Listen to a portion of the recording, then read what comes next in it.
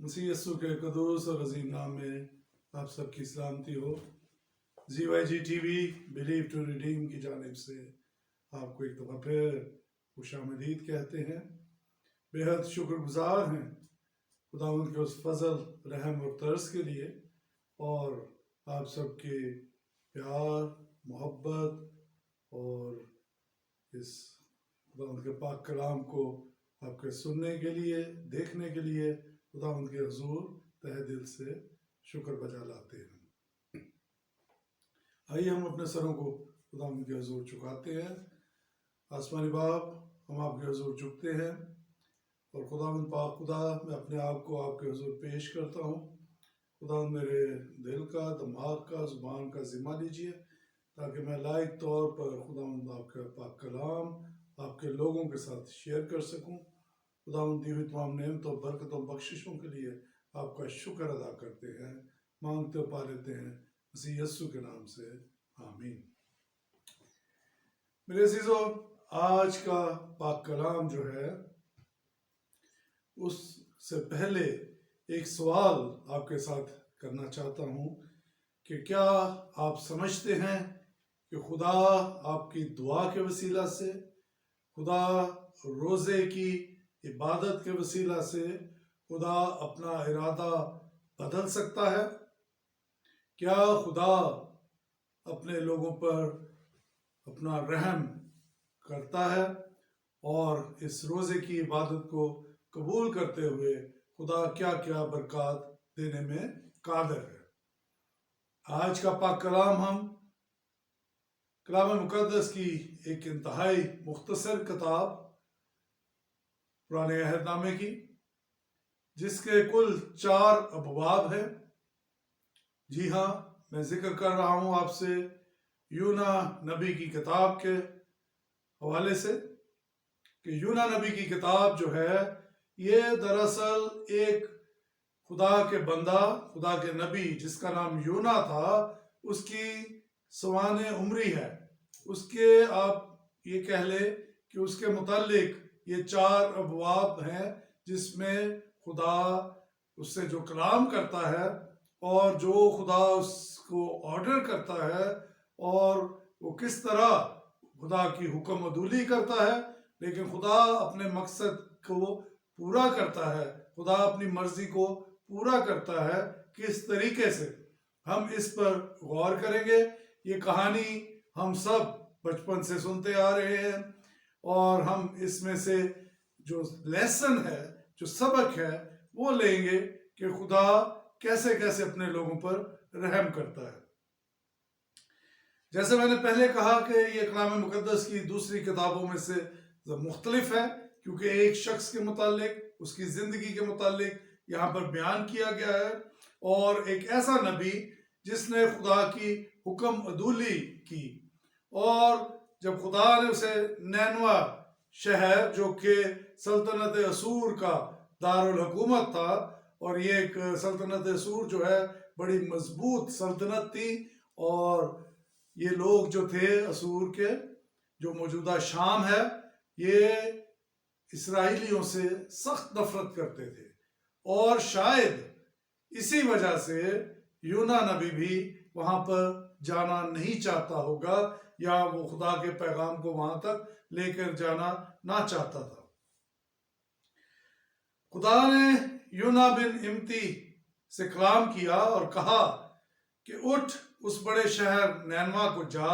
और उसके खिलाफ मनादी कर, क्योंकि उनकी शरारत मेरे हुजूर पहुंची है। लेकिन यूना नैनवा की तरफ जाने की बजाय तरसीस को भागा, और जब वो याफा में पहुंचा तो वहां से उसने किराया अदा किया और एक जहाज में, बहरी जहाज में सवार हुआ कि वो तरसीस को जा सके। मेरे अजीजों, जब वो सफर में था, सफर कर रहा था, तो खुदा ने एक बड़ी आंधी भेजी और एक बड़ा तूफान आया, जिसकी वजह से वो जहाज जो है वो डूबने के करीब आ गया, और वो हवा के थपेड़ों में बाद जो उसके मल्लाह थे, जो उसके کنٹرول کرنے والے لوگ تھے ان سے وہ سنبھالا نہیں جاتا تھا، اور ان سب لوگوں نے اپنے اپنے دیوتاؤں کو پکارنا شروع کیا اور ان کو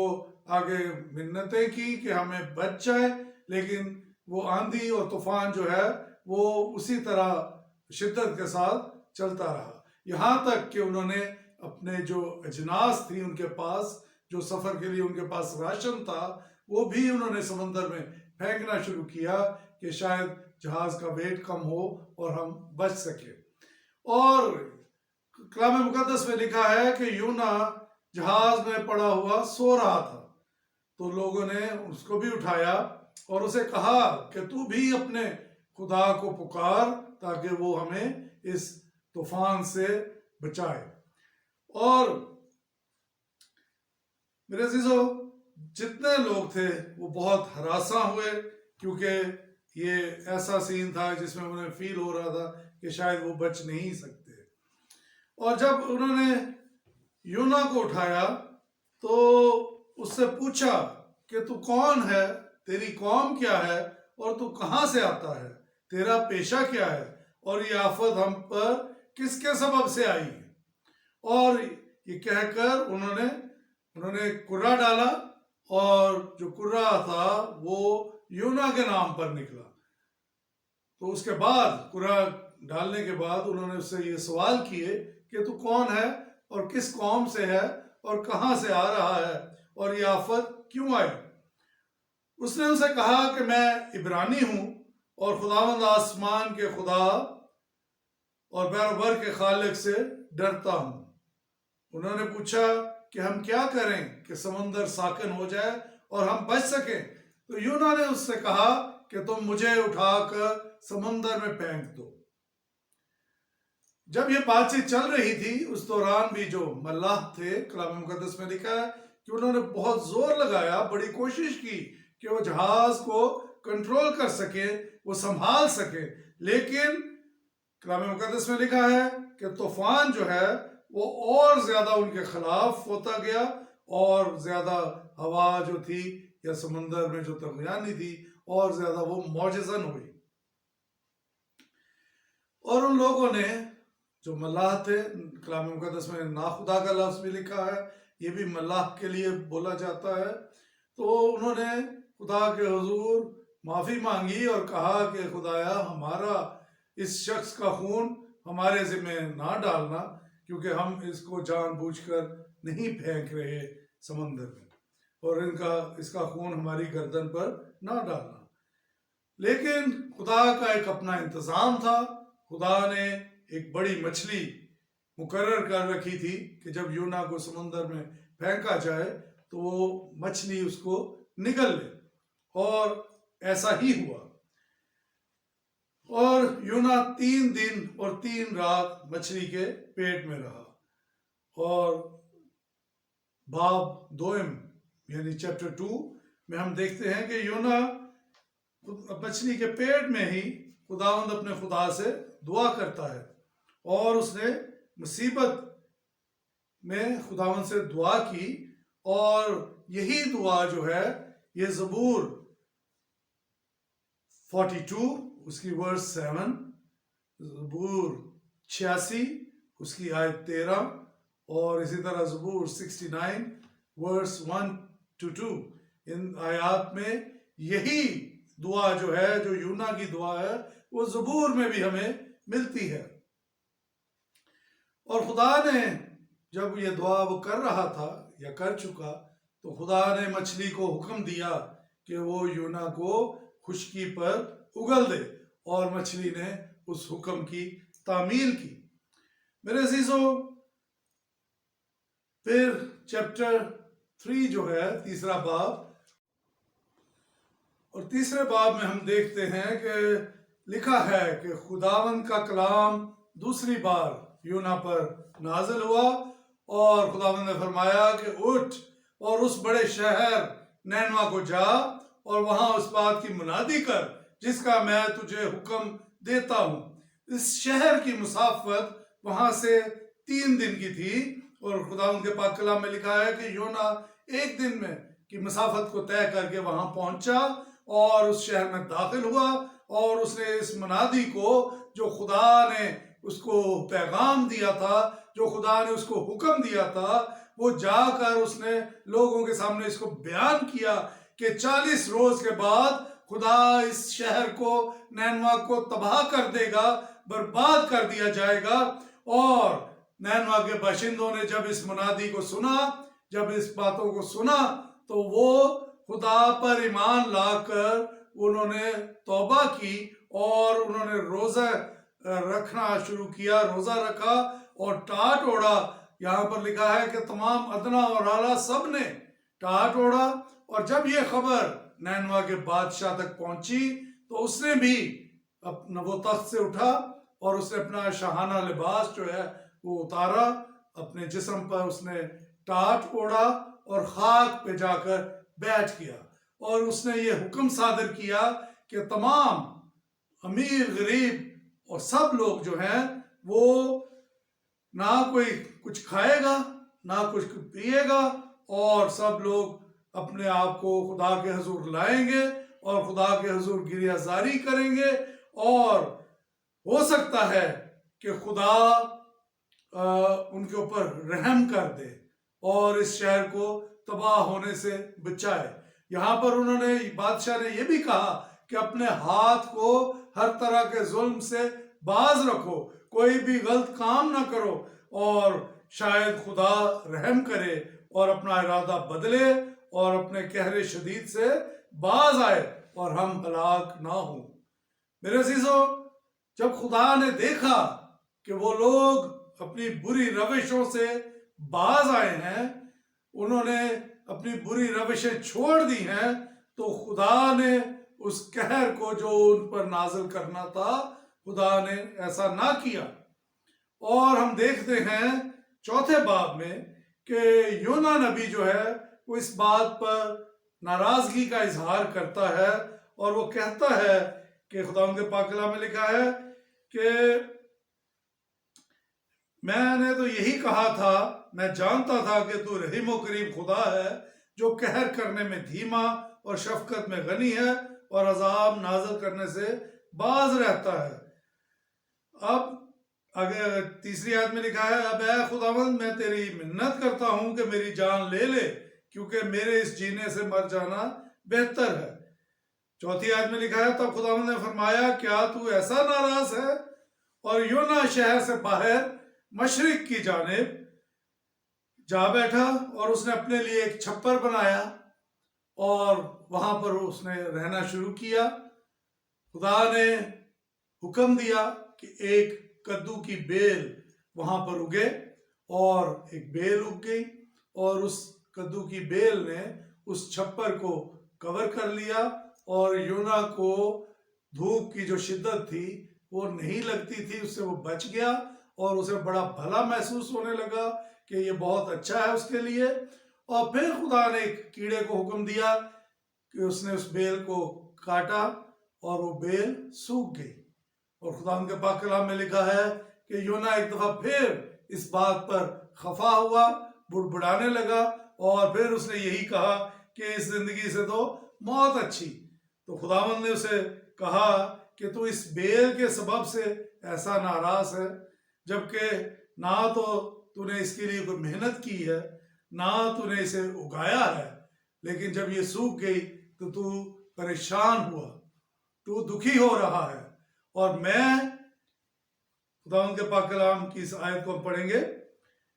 لکھا ہے، اور کیا مجھے لازم نہ تھا کہ میں اتنے بڑے شہر نینوا کا خیال کروں، جس میں 1,20,000 سے زیادہ ایسے ہیں جو اپنے دہنے اور بائیں ہاتھ میں امتیاز نہیں کر سکتے، اور بے شمار مویشی ہیں۔ یعنی خدا نے اس کدو کی بیل سے یونا کو سمجھایا کہ جس چیز کو تو نے خود نہیں اگایا تھا، تو نے کوئی محنت نہیں کی تھی، اس کے جانے سے تجھے کتنا دکھ ہے۔ تو میں جو